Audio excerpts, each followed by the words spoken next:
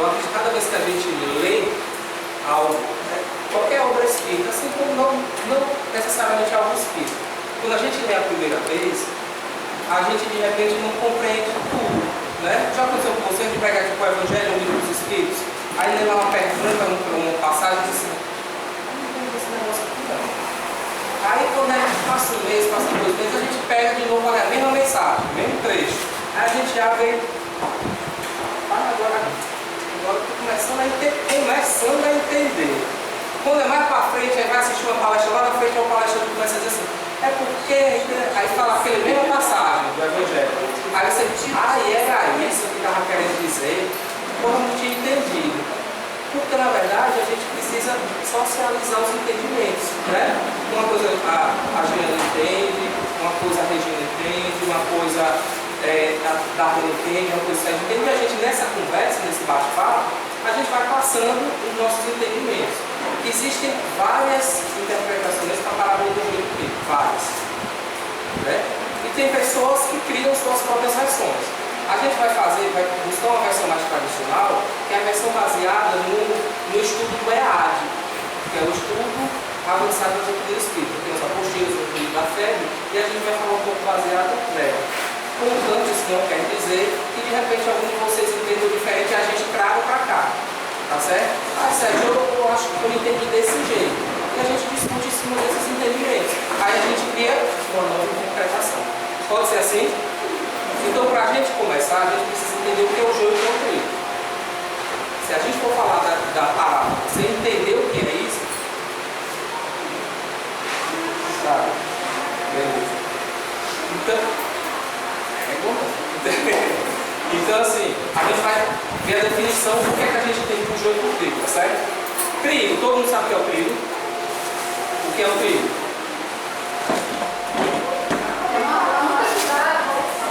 Cereal, não é? Qual planta? E ela é muito parecida com o diabo do joio. Sabe por que eu falo diabo? Porque o joio é a imitação do trigo. E o joio, na verdade, ele tem vários pontos. Se a gente for pegar tecnicamente falando, ele tem um nome tão difícil que não vale nem a pena dizer aqui para vocês. Mas um deles, que é o mais bonitinho, é cisânia. O joio, né? Ele também é chamado de cisânia. Ele é da mesma família do trigo. Olha como são as coisas. Eles fazem parte da mesma família. Porque se a gente pegar os vegetais, animais, eles têm os biólogos, eles fazem uma divisão por famílias, por semelhança. E o trigo e o joio fazem parte da mesma família. Só que eles têm gêneros. E aí o joio é de um gênero e o trigo é de outro. Mas fazendo parte da mesma família. Só que o joio, ele é o falso trigo. Ele é tido como uma erva daninha. Já ouviram falar da erva daninha? Que dá no meio da plantação e ela se desfaz e atrapalha como se fosse uma praga. Né? Como se fosse uma peste. O pessoal fala assim, tem uma peste lá na agricultura. Acabou tudo, perdi tudo. Esse ano não tem nada. Então, o joio ele é tido como uma praga, né? Como uma erva daninha. É por que isso? Porque geralmente ele é infectado por um fungo. Né? Quando ele está se desenvolvendo, geralmente ele é infectado por esse fungo e ele tem uma presença de toxinas. E geralmente essa toxina ela torna o joio venenoso. E aí, eles quando crescem, se você pegar a semente de uma semente do outro e jogar lá, na hora que ele começa a crescer, você não dá para perceber o que é joio e o que é trigo. Eles crescem e você está achando que é a mesma coisa. Somente depois que eles começam a florescer, né? Aí crescem umas espigazinhas deles. E aí essas espigas é que começam a diferenciar, que é onde começa a perceber o que é joio e o que é trigo. Certo? Para que tu está falando isso? Quando eu contar a parábola, vocês vão entender por que eu estou falando da diferenciação. Eles crescem iguais, não dá para identificar. Depois que eles já estão grandes, aí as espigas começam a ser diferenciadas pela cor. Tem um, só tem uma espigazinha, tem um nomezinho que eu não lembro agora, só dá um. O do joio e do trigo dá 2. Aí começa a entender, dá para diferenciar. Um tem a cor mais acastanhada, que é o trigo, o joio já é preto. Então, só depois de muito tempo é que começa a perceber essa diferenciação. Então, agora vamos contar a história para vocês entenderem bem direitinho, tá certo? Eu vou pegar a história e eu vou ler para vocês, tá? Para ela ficar bem oficial mesmo. Diz assim, ó, a parábola. Pôs-lhe outra parábola dizendo: o reino dos céus é semelhante ao homem que semeia boa semente no seu campo. Mas dormindo, o homem veio e o seu inimigo e semeou o joio no meio do trigo. E retirou-se. E quando a erva cresceu e frutificou, apareceu também o joio. E os servos do pai da família, indo ter com ele, disseram: Senhor, não semeaste no teu campo boa semente? Por que tem então joio? E ele lhes disse: o inimigo é quem fez isso. E os servos lhe disseram: quereis, pois, que vamos arrancá-lo? Ou seja, você quer que eu vá lá para tirar o joio? E ele disse, porém, ele lhe disse: não, para que ao colher o joio não arranqueis também o trigo com ele. Deixai crescer ambos juntos até a ceifa. E por ocasião da ceifa, direi aos ceifeiros: colhei primeiro o joio, e atai em molhos para o queimar, mas o trigo ajuntai no meu celeiro. Agora eu vou contar a história do meu jeito, tá certo? Estava lá, eu tenho campo, para ficar mais fácil da gente ler, que a gente lê, às vezes, quem é que já teve a curiosidade de ler a Bíblia?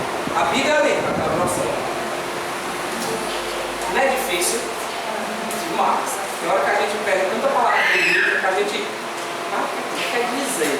Então vamos colocar no meu cearense, né? Eu tenho um campo, cheguei lá no Pindoretama e comprei um terreno. Comprei um terrenozão, e aí eu cheguei lá e comecei a semear sementes boas. De quê? De joio de trigo? De trigo. Vamos confundir?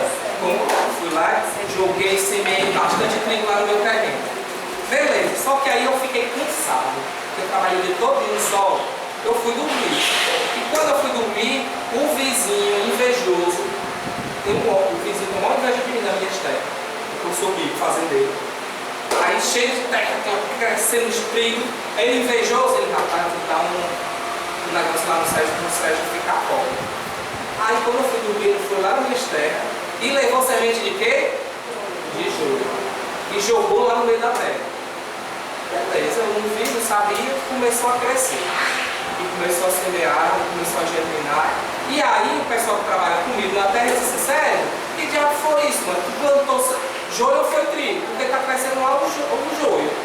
Eu disse: rapaz, eu plantei boa semente, eu plantei foi trigo. E como é que está lá o joio? Tu quer que eu vá lá e arranque esse joio todinho para poder nascer só os trigos? Aí eu disse: não, macho, faz isso não. Porque eu já sei quem foi, saiu foi o fulano vizinho que veio aqui, ele tem inveja da gente, ele rebolou foi trigo, joio aí dentro, para a gente poder ser prejudicado. Aí eu faço: não, deixa crescer os dois juntos, porque se você for arrancar agora, você corre o risco de arrancar o trigo junto com o joio. Deixe dar os dois crescer, quando os dois estiverem crescendo, que a gente dá para identificar, aí você vai lá, a gente faz o quê? Tira primeiro o joio, amarra ele e queima. E a gente pega o trigo, tira o trigo, guarda tudinho e bota lá no seu leite. Foi assim a história? Contei a mesma história, foi não? Deu para vocês entenderem por que eu expliquei lá o que é o joio e o que é o trigo? Eles nascem iguais. E só depois é que eu vou perceber a diferença. Se na hora que o pessoal que trabalha comigo tivesse chegado e dito assim: posso arrancar o joio? E eu tivesse dito: arranca, ele corria o risco de arrancar o trigo. Na hora que a gente fosse ceifar, metade do trigo tinha ido embora, né? Mas agora vamos entender aí, eu estou falando agora, a gente está falando do pedaleiro, na linguagem do agricultor, né? Quem é que já fez a complotação? Ninguém. Não tem ninguém do interior não, porque todo mundo de Fortaleza, né? Eu sou do Ah, Jales. meu Deus do céu, nunca faço nenhum interiorzinho de férias assim. Lá o pessoal gosta de plantar tomate, cebola, coentro, abóbora, né? E é desse jeito. Tem canto que tem terra boa, não é sempre terra fértil não, gente. Tem canto que pega e tem canto que não pega. Não é não assim? Tem canto que você joga semente, mas a bicha não cresce, não dá nada. E tem canto que você jogar, vai nascer. Você jogar tomate, nasce. Você jogar abóbora, nasce. Você jogar coentro, nasce. E aí, Jesus sabiamente utilizou essa linguagem, por quê? Porque naquela época, qual era a forma de vida dos homens? Agricultura. Então, quando ele falou para os caras lá de plantação, todo mundo fez assim, ó, pegar a luz para prestar atenção, porque estava falando de algo que era da vida deles. É igual o espírita, qualquer canto que a gente está aqui, começa a falar de espírita, a gente já fala assim, né? Rapaz, isso aí eu entendo. Isso aí eu já. Rapaz, eu sei o que é, isso aí é psicografia, ó, como falou. A gente já se interessa. Então Jesus era inteligentíssimo. O maior pedagogo, o maior psicólogo do mundo. Jesus Cristo. E ele chegou e começou a contar essa parábola de forma que todo mundo prestava atenção. Do jeito que vocês estão olhando, eu bem assim para mim. E aí o pessoal joio, trigo, o que ele está querendo dizer? E agora a gente traz para cá a nossa interpretação. O que será o campo? O que é o campo? Na história. A terra. O que é a terra? Oi? Somos nós, todos, a humanidade inteira. É o campo, é a terra. Está esperando você receber uma semente. Tem terra, nós, que não recebe nada de semente. Aquela terra infértil. Por mais que você fala coisa boa, não entra lá. Não tem gente que é assim? Nós. Será que a gente recebeu uma semente de primeira? Eita, que é nada. Acho que quando começava a falar, entrar por aqui, sai lá, esse povo, primeiro era evangelho. Os evangélicos começavam a falar coisa boa. Porque quando ele bate nas casas da gente, ele não fala boa não. Ele vai falar de amor, convidar a gente. Quando bate lá em casa do diabo, esse diabo desse evangelho de novo aqui para casa. Não, eu digo quando estou hoje não. Não era desse jeito? Isso é uma terra, esperando a semente. Mas quando a semente foi plantada, eu não quis ouvir. Na igreja católica. Alguém de novo para a igreja católica? Minha mãe botou para fazer catecismo, eu nunca consegui terminar. Eu ia e fugia, minha mãe botava no meu, eu fugia de novo. Mas o Espiritismo deu certo, graças a Deus. E eu fui para a Legião de Maria, mas eu acredito, para a Legião de Maria, que era o grupo de jovens da igreja. Eu fui umas 2 vezes. Quando eu cheguei lá, não cheguei não, eu parei de ir. Aí quando eu fui para o Espiritismo, pronto, aí eu disse, é aqui que eu quero ficar. É aqui que eu esperava. E eu me encontrei. Então, cada terra vai receber a sua semente de acordo com a qualidade da terra. Não é não? Tem terra que pega de tudo. Se jogar, pega. Conheço gente espírita que já foi evangélico, já foi católico, já foi espírita e gostou de todas. E viu coisa boa em todas. Ou seja, uma terra fertilíssima, que jogaram ali pegar. Eu, pobre de Deus, só o Espiritismo que conseguiu me resgatar. Porque nem o Evangelho nem o Católico conseguiram me trazer para perto. Então o campo somos nós, beleza? O que é a semente? Essa semente que ele jogou lá. O que é a semente do trigo? É a semente boa, é o quê? É o Evangelho, é a mensagem, os ensinamentos. Né? A boa nova. E quem é o semeador? Quem é o semeador? Quem foi que pegou Jesus Cristo? Ele pegou. Em continuação, nós seguimos o convite de semear e saímos a semear. Mas o semeador primeiro foi Jesus. Antes dele teve outro, só que não teve tanto resultado quanto ele. Não teve? Teve Moisés, teve Abraão, né? Teve vários. Mas Jesus foi aquele que a gente abriu a terra. Disse assim, plante, joga semente. Então Jesus foi o primeiro semeador, que é o que a gente vai utilizar inicialmente. Depois a gente vai pegar, como é o nome? Elenco. Depois a gente já pega o curso da elenco. E aí a gente vê o convite que Jesus fez para a gente dizer assim, venha semear comigo, são os trabalhadores da seara, né? E a gente tem o trigo, o evangelho. O que é o joio? O que é o joio? A palavra. E o que é a palavra? Os nossos vícios, os nossos problemas, a nossa pequenez, né? Os nossos conflitos e também as interpretações equivocadas da mensagem. Porque as interpretações erradas, o que foi que deu isso? Morte. Porque no começo, quem seguia as escrituras, né, quem seguia as palavras da semente de Moisés, por uma interpretação equivocada, fazia o que com o cristão? Perseguia, matava, queimava, tacava pedra. Né? Então a interpretação equivocada também é isso. Porque ela cresceu junto com o trigo. A semente não cresceu bem juntinha duas, a palavra é a mesma, gente. Elas cresceram juntas. Mas o que é que aconteceu? Interpretou equivocadamente, ela se tornou joio. Enquanto a boa palavra, interpretada da forma correta, se tornou trigo. E o que é o inimigo? Quem é o inimigo da história? É o demônio, não é não? O inimigo são nós mesmos. Ah, é. Pensei que era o Satanás. Mas tem gente que lê, interpreta e diz assim, o Evangelho, por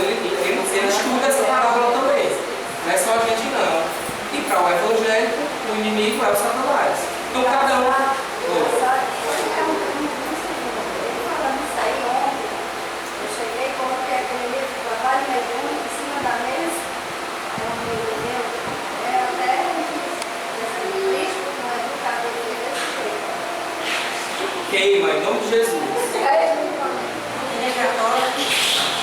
É mais evangélico, né? É católico. Católico. Ele foi na cruz, né? É verdade. Em 2015, ele vai adora fazer. E aí o inimigo, na verdade, tem duas opções. Detalhe, né? Toda pessoa não informada. Aí são as interpretações, né? Aí tem o inimigo, aquele que realmente não gosta da gente. Nós não somos perfeitos. Nem todo mundo gosta de mim, não. É todo mundo, acho que só que ele todo mundo gosta dele. Tem gente que odeia o Wallace. Né? Não é não, é gente? Então, assim, tem pessoas que realmente não gostam da gente. Ou por inveja, ou porque olha pra cara da gente acha que a gente mentiu, ou por vários motivos. Antipatia de outras encarnações também, né? Tem inimigos espirituais também que a gente reencontra, né? E temos inimigos internos, que são os piores. Os que estão dentro de nós. Porque os que estão, os nossos demônios, né? Os nossos demônios. Porque os inimigos que estão fora, a gente consegue de repente se afastar, deixar eles de lado, sumir, mudar de estado e de país e nunca mais encontrar ele. Excluir ele do Facebook, do Instagram, né? Do WhatsApp e nunca mais você fica sabendo da vida dele. Aí é ótimo. Agora os inimigos que estão dentro de nós, que a gente luta todo dia contra eles. A gente acorda, olha para o espelho e diz, vamos de novo.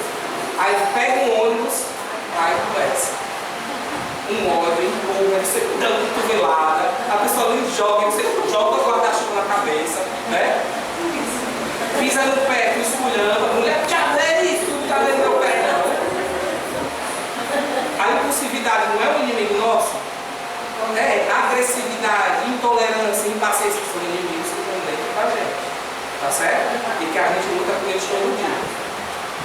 Vamos dar continuidade à história, né? E aí ele diz assim, aí eu vou ler agora um pedacinho e a gente vai tentar entender por parte, tá certo? Ele diz assim, ó, o reino dos céus é semelhante ao homem que semeia boa semente no seu campo.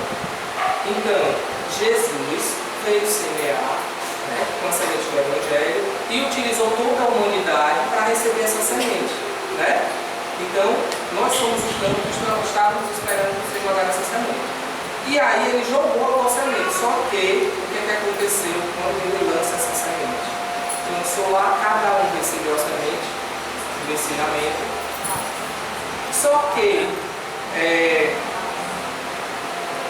o campo para nós, que somos a humanidade, nós semeador que é Jesus, essa semente como o Evangelho, ela, de repente, ela, quando é lançada, ela tem dentro de nós já algumas dificuldades, né? De processos atávicos. O que é isso aí? São processos que são trazidos de outras encarnações. Então, na hora que ele é jogado na terra, ele já traz algumas sementes de joio. Nós, como terra, já temos sementes de joio plantadas em nós, né, na nossa terra, de vidas anteriores. Então, quando foi lançado o joio, o trigo, por Jesus, então eles dois começaram a crescer dentro de nós, como terra. Né? E aí o que acontece? Fomos dormir, o homem foi dormir, né? Aí a gente pode fazer algumas interpretações. O dormir no sentido de descanso. Eu fui dormir porque eu estava cansado e eu precisava dormir. E aí entra algo que a gente precisa entender, que é o descansar, que é necessário ao corpo para a gente continuar os nossos trabalhos espirituais humanos. A gente precisa de descanso. Às vezes as pessoas cobram da gente aquilo que a gente ainda não pode dar. Eu falei isso na outra vez que eu vim aqui, né? E a gente precisa entender o que eu posso dar e até onde eu posso dar. Eu posso dar aquilo que eu não tenho, né?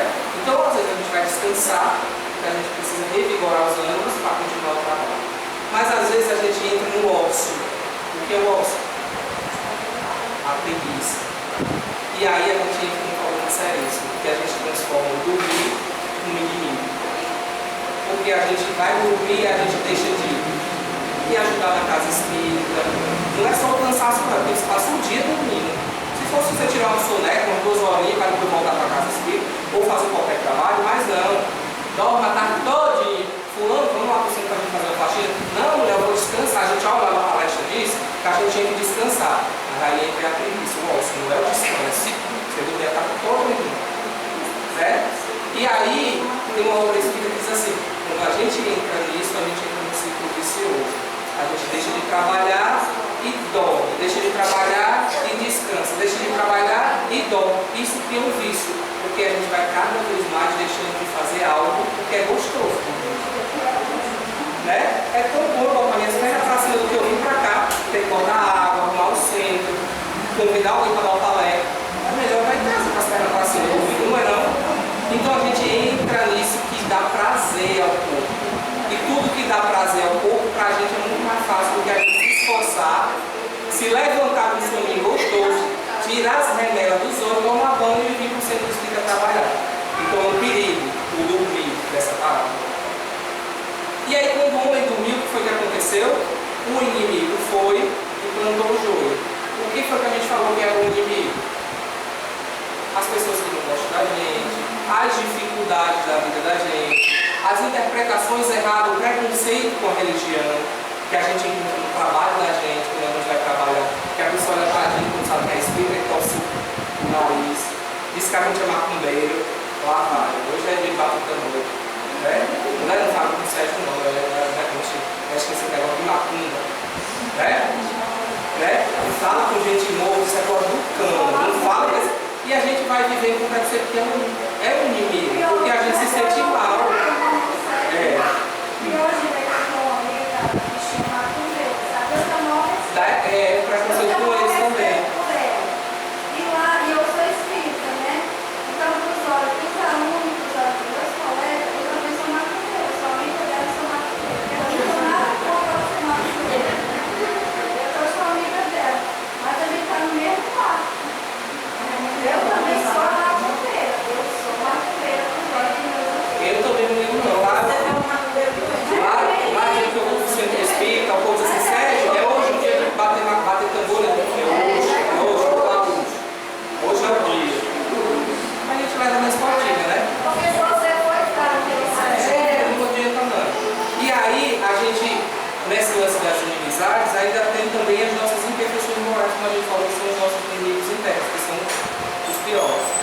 E ainda entra as investidas do mal. A gente sabe que ainda existem espíritos que eles se comprazem em fazer o mal. Eles gostam de fazer o mal. Não adianta a gente passar a mão e dizer que só existe coisa boa. Existe ainda. E aí essas investidas, ao perceber que a gente quer se melhorar, a história da inveja que eu brinquei, eles assim, ai, a Darlene está querendo ser santinha, ou eu vou jogar uma pedrazinha bem na frente dela para ela tropeçar e cair. Né? Aqueles espíritos que não gostam muito da gente, que viajam querendo se esforçar, é aí que é a pedra. É aquilo que vai dar dificuldade para a gente evoluir. Se a Darlene ela é rancorosa, ele vai botar uma pedra dizendo assim, eu vou colocar numa situação que ela vai ter dificuldade de perdoar. E eles conseguem, porque agora o mais fácil é ele manipular a gente. Os espíritos chegam perto deles assim, ó. Vai lá, ó, diz desafio para Dora. A gente sente aquela raivazinha, né? Aí, Dora, eu estou antipática. Aí já começa. Isso foi uma investida espiritual por brincadeira. E às vezes a gente colheu. E a gente vai criar inimizade dentro da casa espírita do povo. Não é? Aí fica com cara de olho. Aí olha pro outro, a gente empática. Aí cria aquele climinha dentro do centro espírita. Cria um ambiente doente dentro da casa espírita, devia ser um ambiente salutar. Quando a gente estiver sentindo isso, que a gente vigie, a gente olha. Olhou para a cara da Darlene, sentiu uma cor diferente, vai rezar. Pega o evangelho, vai ler. Porque não é normal, é a gente. Olhou para a Regina assim, a Regina se acha. Né? Tem gente que diz assim, ó, a Regina se acha. Quando sentir sair um pouco, é no evangelho, vai pedir paz, só quer ser a cantora.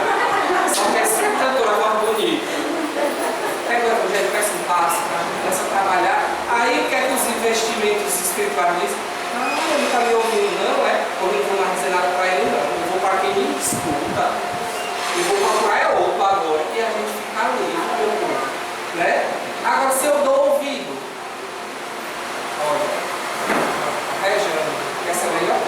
fala, se acha.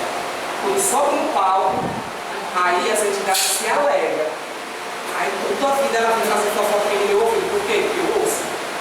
Aí no outro dia vem falar do GG se acha o percussionista. O baterista agora só quer ser. E aí ou seja, eu estou alimentando o quê? O joio ou o trigo? O joio, né? E aí vamos continuar a história, cara, que eu me perdi agora, né? Parece que a gente tá. A homem dormiu, foi lá o inimigo, nosso professor plantou o trigo. E na hora que ele plantou lá o joio, ele saiu, ele se retira. O que é que a gente pode entender como isso? O mal, quando ele acontece, as pessoas que são de má índole, eles fazem as coisas aonde? Nas intocas, na surdina. Então ele esperou a pessoa dormir para jogar o trigo. A gente falou de um tipo só de inimigo e de dormir. Quando a gente espera dois, você nem estava prestando atenção, tá vendo? Eu disse são dois tipos de dormir. Eu falo só um, você não perguntar qual é o outro. E qual é o outro tipo da dormida? É o da preguiça, que ele precisa discernir o que é o descanso, até onde o descanso, onde eu estou entrando no ritmo do ócio, da preguiça. E o outro é a invigilância. O dormir é invigilar. E vigilância é você não vigiar. Não tem uma hora de vigiar? Não necessariamente estar dormindo, né?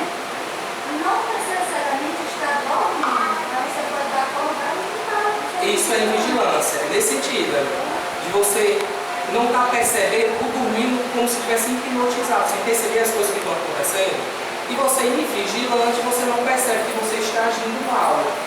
Por invigilância, por não orar, o inimigo se aproxima e joga o jogo em você.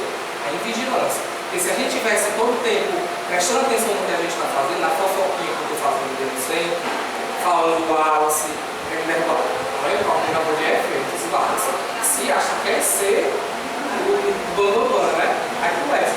Aí a gente está invigilante, está plantando o joio, né? E aí a gente permite com que ele cresça junto com o que está lá dentro. Porque eu estou na palestra escutando o evangelho, o ensinamento, né? O trigo, a semente do trigo. E de vez em quando as investidas me trazem no meu campo, na minha terra, sementes de joio, eu estou permitindo, né, que essa semente seja jogada. E como eu estou invigilante, elas começam a crescer juntas. E aí eles se retiram, porque quem é mal, ele vai lá, fala da pessoa, escondido. E depois ele fica calado. Quando você passa por ele, e aí Serginho, tudo bom? Mas deixa que lá quando ele encontrou a Rejane, macho, o Serginho não vale nada. O Serginho tem uma história de equipamento que não vale nada. Não vale nada nesse negócio aí. Agora na sua frente, quando você chega, É massa. é o macho, como é que você faz esse negócio aí? Mas você legal, 30 jovens, mano. Macho, ó, parabéns. Não é assim não? O povo tem inveja de falsidade? E aí, eles, ó, tá na rasteira. Não é? Então o que foi que o inimigo fez?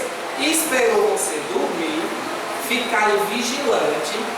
Tá? Não está orando não. Vou tacar a porrada nele agora para ver se ele está harmonizado mesmo. E aí joga o joio. Se a gente não estiver equilibrado, a gente derrapa, que é uma beleza. A gente entra no clima. Aí fica ruim.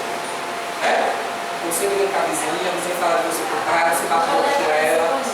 E a gente fica, ó, briga com ela. Então, quando ele fala que o inimigo foi lá, jogou e se retirou, é porque o mal ele acha dessa forma. Espera a gente estar vigilante para jogar e sai. E vê o circo pegando fogo depois. E a luz de fora ele fica dando risada, achando bom, achando bacana você ouvir ele fazer aquilo ali. E ele continua. Quando a erva cresceu e frutificou, apareceu o joio. Cresceu o trigo com o joio.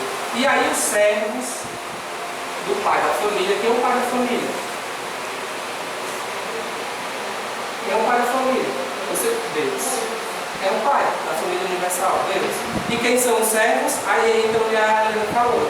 Somos todos nós que estamos a ajudar o jardineiro principal que é Jesus. O semeador sanguíneo, o semeador divino. E nós, como semeadores, a gente foi ser servo, ajudar ele na semeadura, né? E aí, quando a gente foi lá ajudar, que a gente chegou lá e percebeu, a gente chegou e disse assim, rapaz, tu não plantou semente de trigo não, porque está crescendo o joio. Tu quer que eu vou lá e arranque? E aí Jesus disse assim, não arranque não, deixa os dois crescerem juntos. Né? Mas por que, gente, a gente precisa deixar o mal e o bem crescerem juntos?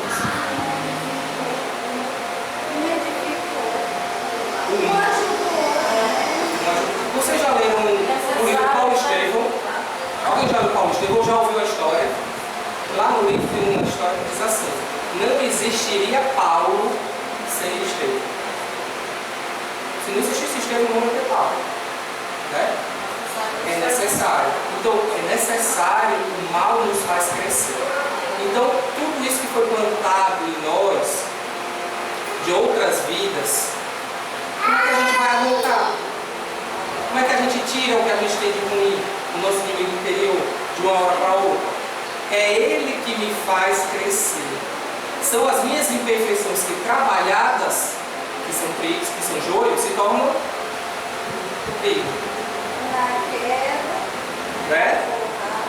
Se eu tirar o joio, Jesus poderia dizer assim, não, eu vou ter piedade desses meus irmãos, eu vou tirar o joio deles, como os servos queriam fazer. Aí o que era que ele fazia? Eu não aprendo, porque eu só vou aprender a ser paciente com a impaciência, é tentando, é tendo raiva da Dora, é querendo derrubar ela da escada, é trabalhando, né? É eu olhar para ela e dizer assim, como é que eu consigo um dia derrubar a Dora? Mas eu estou querendo fazer o mal para ela. Sem o mal, eu não consigo me trabalhar, não consigo melhorar. Então eu preciso deixar o joio crescer junto. Gente, se eu estiver falando rápido demais, vocês avisam, que às vezes eu me empolgo e falo acelerado. Viu? A gente pega o joio com o trigo, o mal e o bem, e precisa deixar eles crescerem nós juntos. Porque sem o mal, eu não vou trabalhar, eu não vou conquistar o meu troféu, tá certo? Então Jesus disse assim, deixa eles crescerem juntos, o mal, o bem, o trigo e o joio, porque aí, quando eles crescerem, quando chegar o momento da ceifa, o que é a ceifa? É o processo final da plantação. Né? É a hora que a gente vai dizer assim, vamos colher e vamos fazer o que isso aqui, vamos tirar o trigo. Na hora da ceifa, vamos separar os ceifeiros, aí a gente já faz uma mudança. Gente, olha, Jesus ele fala, antes da colheita, ele chamava os servos, as pessoas de servos. Vocês prestaram atenção nisso? Os servos perceberam que o trigo e o joio estavam crescendo juntos. Por que o servo? Somos todos nós. Como a Helena ajudou, né? Todos nós somos servos de Jesus e do Pai. Mas agora ele fala assim, na hora da ceifa, os ceifeiros, não somos todos nós não ceifeiros? Quem são os ceifeiros? O ceifeiro ele é um trabalhador específico. Ele é especialista na hora da ceifa. Ele sabe na hora de tirar, como é que é, nem todo mundo vai saber colher. Tem gente que se for colher a laranja, pode estragar a laranja. Se for tirar a maçã, pode estragar a maçã, porque tem a forma certa de cortar. De repente você vai cortar, você estraga a árvore. Tem várias funções. Exatamente. O ceifeiro ele é específico. Isso. Exatamente. Ele sabe o momento certo de poder. Ele bota o adubo. Isso. Quando vem para matar. Olha como Jesus é inteligente. Agora ele chama o ceifeiro, ou seja, o especialista no momento da colheita. E ele diz assim, deixa crescer junto. Depois os ceifeiros eles vão lá, vão tirar todo o joio, que agora dá para ver através de que? Lembra que eu falei a diferença no começo? Agora eu vou ter que prestar atenção. Como é que ele vai perceber? A cor, a espiga. Então agora que cresceu as espigas, o ceifeiro ele não é especialista? O cara bate o olho, você já está pronto. Agora falou o ponto. É o trabalhador que está preparado para fazer aquilo. Nós podemos ser ceifeiros, se nós estivermos preparados para identificar o que é bom e o que é ruim dentro de mim. Cresceu junto dentro de mim, eu preciso trabalhar isso, não tem como eu tirar o mal dentro de mim, não tem. Tem gente que acha que entrou na casa espírita, tirou todo o mal, não tem gente que é assim? Entrou na casa espírita, tirou todo o mal, é o puro, é o santo, só vai fazer o bem, só não é, gente. Nós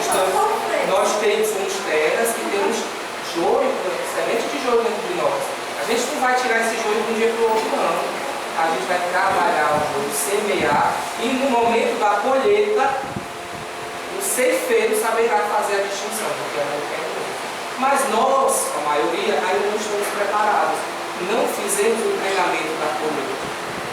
Então ele chama os trabalhadores que estão preparados para fazer a colheita. Que é muito ruim. E aí eles vão dizer assim, agora, o que é o momento da colheita para a gente? O que é? Que momento é esse? O momento do aceito. Desencarnamos. Voltamos ao plano espiritual e vamos prestar conta. Vamos fazer a colheita. Todo mundo planta, todo mundo semeia, não tem como escolher. Ah, eu não quero semear, não quero jogar semente, não tem isso. A gente vai plantar e um dia a gente vai colher, né? E aí a gente não sabe o que vai acontecer. E aí quando a gente for, vai ter o ceifeiro. Vai dizer assim, vamos tirar agora o que é o joio do Sérgio. O Sérgio leva assim, pega aquilo lá, mostra pra gente, né? O bom é que ele mostra, né, Regiane? Assim, ó, aqui você, ó, passando por isso, sentindo isso, era tempo você do espírito, era de má vontade, quando alguém pediu você ajudar, você dava um saco e embora, tem um pouco da coisa assim, ei, tem alguém para fazer, vai-se embora, né? O povo precisava de você fazia isso, aí a gente vai observando, e a gente estava no momento de quê? Dormindo. E o inimigo estava só o quê? Jogando joio. E cresceu mais o quê? Joio do que trigo. Os dois cresceram juntos, chegou a hora da colheita. E na hora da colheita, na hora que o ceifeiro foi lá tirar, tinha mais joio do que trigo, tinha mais coisa ruim do que coisa boa. E aí ele diz assim, pega todo o joio, amarra e joga no fogo. Que é isso? É a separação de quem foi trabalhando bem e de quem gostou, dormiu, deixou o joio sem crescer mais e continuou no mal. E é nessa hora que uma passagem no Evangelho diz assim, ó, muito será dado, muito será cobrado, a quem muito foi dado.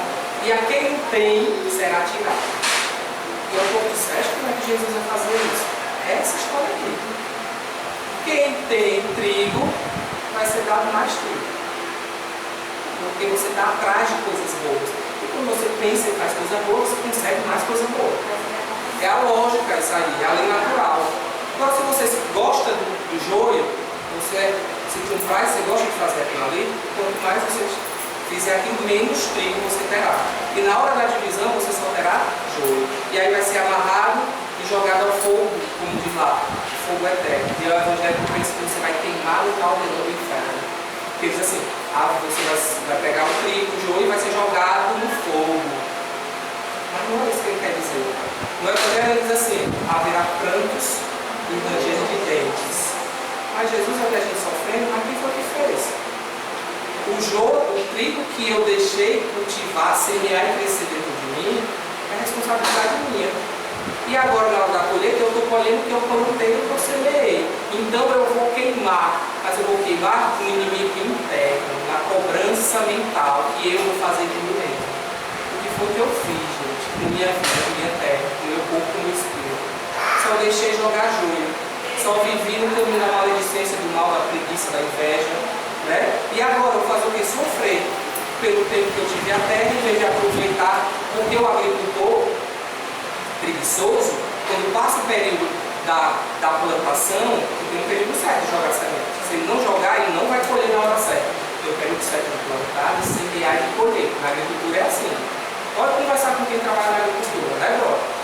Se você não plantar na hora certa, com preguiça, você vai querer colher e não vai ter nada. Essa história é isso, só vai ter coisa ruim. E aí você vai chorar, vai passar fome, você não vai ter dinheiro, você não vendeu nada, não colheu nada. Então, o queimar que ele fala, o joio, é você estar no remorso, gente. De dizer assim, poxa, eu só fiz coisa ruim. Eu só vivi essa vida aí de incerteza, de maldade, de crueldade, de inveja, de egoísmo, de rancor. Então você se corrói, se queima por ter perdido a oportunidade de fazer o bem.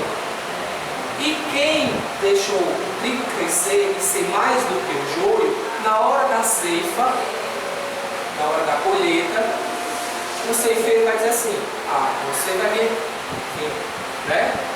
Não era aquela história dos cordeiros, da ovelha, que ele separava, né? A ovelha de um lado, era a mesma história.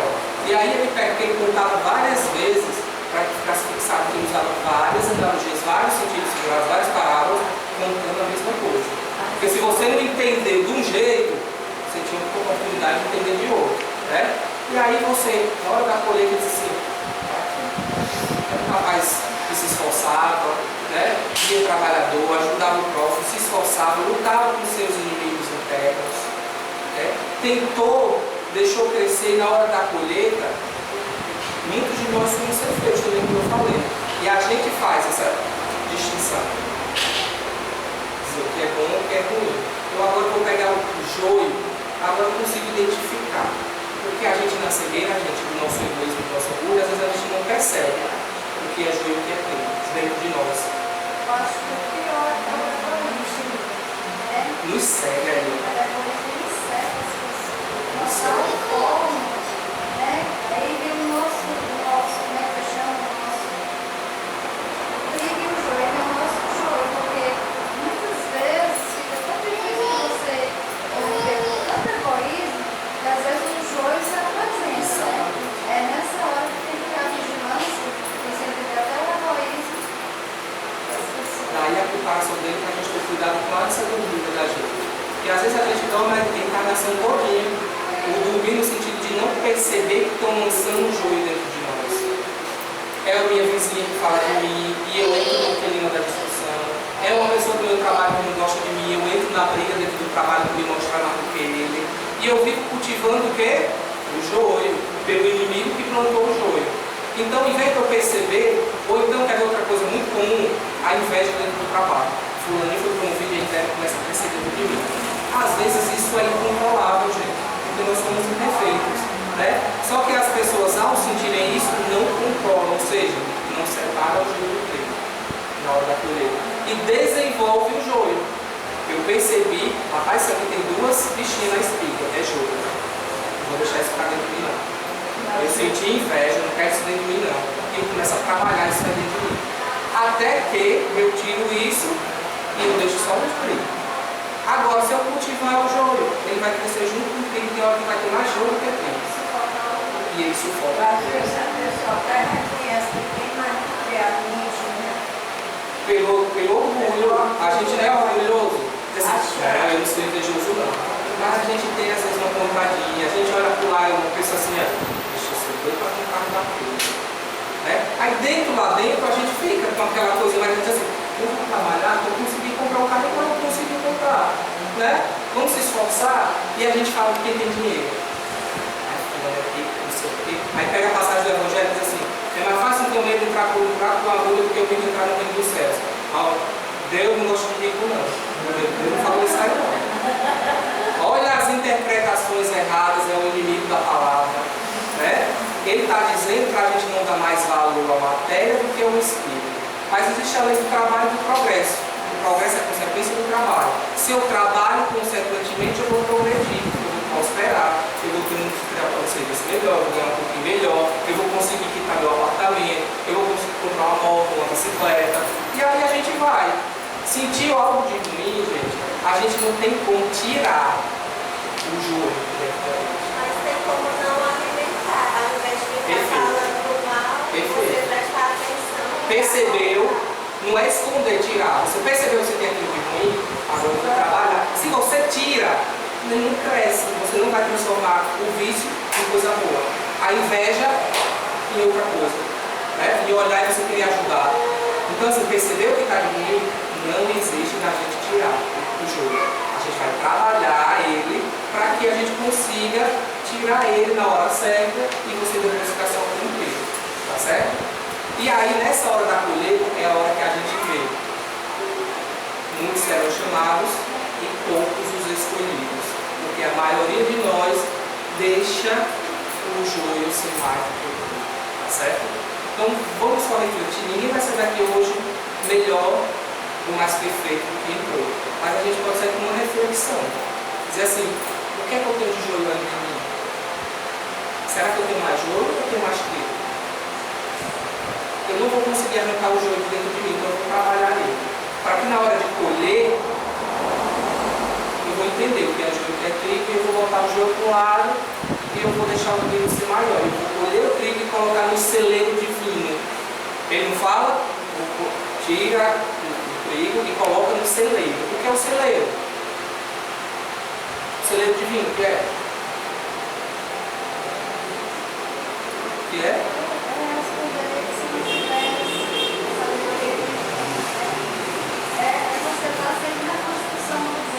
O que são as bem-aventuranças? Bem-aventurados os pacíficos, que obterão o reino dos céus. Bem-aventurados os mansos, que herdarão o céu. Né? É a mesma história do celeiro. É o resultado da colheita. Então é você dizer assim, tá aqui, eu vou colher agora, eu tenho mais trigo. Tá muito trigo, eu tenho muito pouquinho de joio. Ou eu tinha muito joio, mas eu consegui transformar ele em trigo. A gente consegue transformar o joio em trigo? Consegue ou não? Na agricultura, não. Mas na parábola, sim. Né? Isso é o que a gente devia fazer, transformar o joio em trigo. É fácil, não. É difícil das semelhanças. Helena, eu estou falando, me lembrei, ontem eu estava conversando com uma mulher que ela... O exercício é a meditação do dia a dia, né? O balanço ao final do dia. Essa mulher ela trabalha com psicograma, com PNL, que é tudo através do sistema neural. Né? A PNL é você falar e conseguir através da mente, né? Do sistema neurológico. E ela falando, a gente tem mania de sempre falar assim, é difícil? É.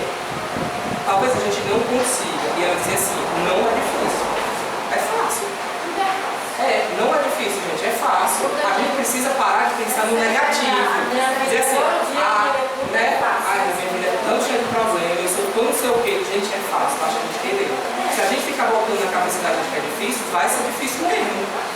Se a gente ficar pensando que a gente nunca vai se tornar um trigo, a gente vai viver como um joio e nunca vai se transformar em trigo. Tem que pensar desse jeito mesmo. Né? É difícil? Não é fácil, nós vamos conseguir. Não, é porque talvez nós não consigamos nos melhorar. Não. A gente vai conseguir se melhorar. Tem que pensar assim, né? Eu vou conseguir transformar meu joio em trigo. Vou. A gente tem que pensar positivo, para frente. Se a gente pensa negativo, atrai o negativo, a gente vive o negativo, tá certo? E para encerrar, ele conclui com um salmo, que é o Salmo 23. Vocês conhecem o Salmo 23? Vou ler para vocês, tá certo? E ele diz assim, para que a gente consiga perseverar nessa plantação, nessa semeadura, e que a gente consiga transformar todo o joio em trigo, a gente precisa ter fé. Fé em Deus. E para que a gente tenha fé em Deus, a gente precisa. Aí ele diz, ele chama o Salmo como um cântico. E na verdade, não sei se vocês já ouviram falar sobre os salmos. O que são os salmos da Bíblia? Já ouviram falar? Os salmos são cânticos. Que na época eles cantavam também, por isso que eles não cantavam, não é? Oh, tinha cantor, não é só a gente que se achava, não. Ah, tinha um cantor, né? Já vem, vai cantar aqui na época dos cânticos do salmo. E aí, tudo que eles cantavam, eles escreviam e virou o livro dos salmos. Então, todo o salmo eram cânticos. E ele diz assim, fortíssimos. E ele diz, ó, o Senhor é meu pastor e nada me faltará. Olha como ele é positivo. Lembra da história que eu falei? Eu consigo, eu vou mudar. O Senhor é meu pastor e nada me faltará. O que é que a gente pensa? Eu sou filho de Deus, eu não tenho nada. Ó, a diferença. O Senhor é meu pastor e nada me faltará. Deitar-me faz em verdes pastos. Guia-me mansamente às águas tranquilas. Falando serenidade. Né? Refrigera minha alma. Em momentos que eu vou estar turbulento. Joga uma aguinha para ele acalmar, né? Quando eu estiver pegando fogo, refrigera, Senhor, minha alma, para que eu me tranquilize, né? Para que eu suavize, para que eu serene. E aí ele continua. Guia-me, olha que parte linda essa agora. Guia-me pelas veredas da justiça, por amor do seu nome. Então, em nome de Deus, me leva pelas veredas da justiça, como o Senhor é bom. Quando a gente lembra de veredas, veredas é um local verde, bonito, né? Então, me leva para esse caminho arejado, não deixa eu ir pelo caminho tortuoso dos cactos e das montanhas, não. Me leva contigo, é um pedido, né? Me leva contigo para as veredas, e aí ele continua, ó, ainda que eu andasse, olha como essa parte é forte, ó, ainda que eu andasse pelo vale da sombra da morte, quem aqui tem medo da morte? A gente tem, não vamos mentir não, ninguém levantou a mão, a gente tem. Todo mundo quer, não, Dó. Não, quando a gente pensa em morrer, dá uma dor tão grande que eu digo assim. Eu fiquei sem respirar, ó. Deu uma dor, tá, o coração chega a tremer. Só que ele diz assim, ó, ainda que eu andasse no vale da sombra, né? Não é só da morte, não é da sombra. Porque na morte eu passei pelas veredas. Ainda que eu andasse no vale da sombra, caminho trevoso. Olha o que é que acontece. Eu tenho tanta fé em Deus que eu andando pelo vale das sombras, eu não tinha mal nenhum, eu não temeria mal algum, eu não ia temer nenhum. Eu ia. Se não mandasse eu entrar naquele beco, eu ia entrar. Porque eu confio tanto em Deus que eu sabia que eu ia entrar lá porque eu estava protegido por Ele. E aí ele diz assim, por que eu não vou ter medo? Porque tu, Senhor, estás comigo. Né? Então não tenho medo se Deus está comigo. Como é que eu vou temer alguma coisa? Ninguém tem nada que eu não vou levar isso. Como é que eu vou ter medo se Deus está do meu lado? A gente precisa confiar mais nisso, né? E aí ele diz assim, ó, a tua vara e o teu cajado me consolam. Preparas uma mesa perante mim, na presença dos meus inimigos. Unges a minha cabeça com óleo, o meu cálice transborda. Certamente que a bondade e a misericórdia me seguirão todos os dias da minha vida, e habitarei na casa do Senhor por longos dias. Fortíssimo, né, esse salmo? Se a gente para e diz assim, gente, por que a gente não tem medo se Deus está comigo? Vamos mudar, vamos tirar o joio, vamos deixar o filho ser maior para eu caminhar pelas veredas, e no caminho que tiver joio, eu não ficar com medo. Não tem medo se Deus está comigo. Ele enviou Jesus para nos ajudar. E Jesus permite que outros servos, como nós, nos ajudemos. Todos nós podemos ser semeadores, podemos ser jardineiros, né? Vamos ajudar uns aos outros para que cada um coloque no outro trigo. E ao perceber joio no outro, a gente não aponte e diga assim, ó, cheia de joio, que é a mania da gente. É espírita, mas faz isso, faz aquilo, gente, não vamos botar o dedo na cara de ninguém. Vamos ser o semeador que pega o joio e transforma em trigo. Vamos lá naquela terra, e se a gente perceber que tem joio e tem trigo, o que é que a gente faz? Joga mais trigo, porque na hora da colheita ela vai ter mais trigo do que joio. Né? Vamos ajudar, e a gente se ajudando mutuamente, a gente se torna mais forte. Tá bom? Muita paz a todos. Obrigado por esse tempinho, desculpe aí a perturbação, a sua cadeira. E que a gente consiga ir para casa hoje mais perseverante no amor de Deus por nós. Não duvide disso.